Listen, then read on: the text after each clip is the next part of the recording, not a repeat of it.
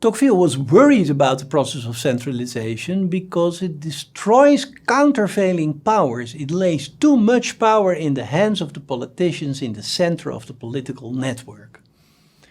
In America, he marveled at the separation of powers between the legislative, the judiciary, and the executive branch.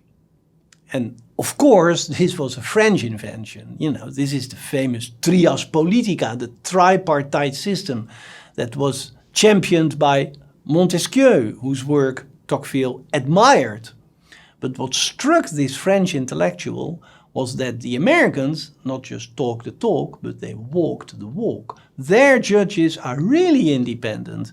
They don't follow political instructions. They jealously defend and protect their own relative autonomy.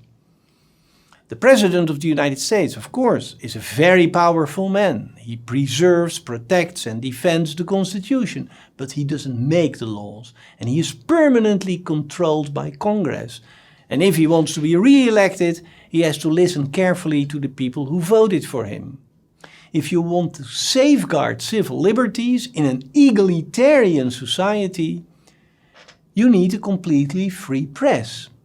All the news that is fit to print, as it still says every day on the front page of the New York Times. All the news that's fit to print. No censorship.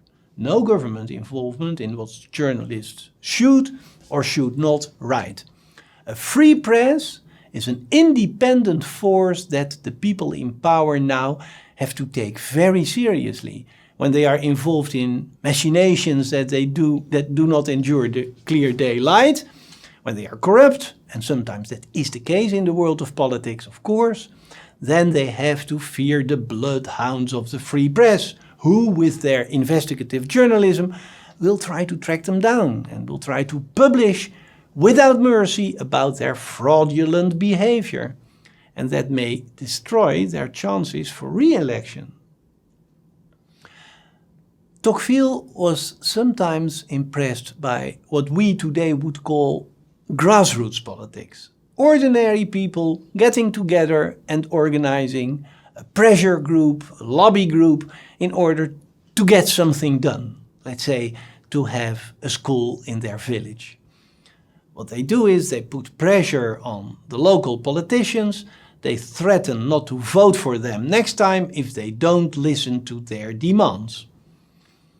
And of course, a condition for that kind of behavior is the complete freedom of association. And that right of assembly is religiously respected in the USA. And that, according to Tocqueville, is a stark contrast to the practice in France. A multi-party system makes it even easier to lobby, because every politician is afraid that his voters will abandon him and vote for the opposition next time. And all those tricks of the political trade are already taught in a playful way in the schools where little American kids are taught their civil rights and also their civic duties.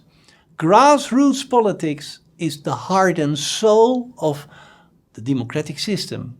It is the best way to fight the apathy that so often accompanies the process of centralization.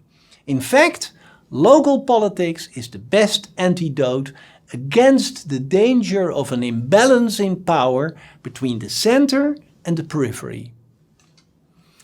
One source of countervailing power that is still very important in America is religion. In France, Tocqueville says, the Catholic Church has gradually lost its powerful position in public life, and that has been taking place over a long period of time, with a spurt during the French Revolution. That process is still continuing, but what I see here in America is that the Christian churches are taken very seriously by the politicians and by their voters. The religious leaders are to be reckoned with, also in the political realm. They remind everybody, and that includes the men in political positions of the deeper values, the moral foundations of their society. And, sometimes it's easy for a politician to temporarily ignore the ethical component of a political decision he wants to take. And at that moment, it's important that somebody reminds them of rethinking the proposals in terms of the fundamental values that may be at stake. And that is the task of the religious leaders. So far from criticizing the Americans for giving their ministers of the church such an important role in the public debate, Tocqueville applauds them for it.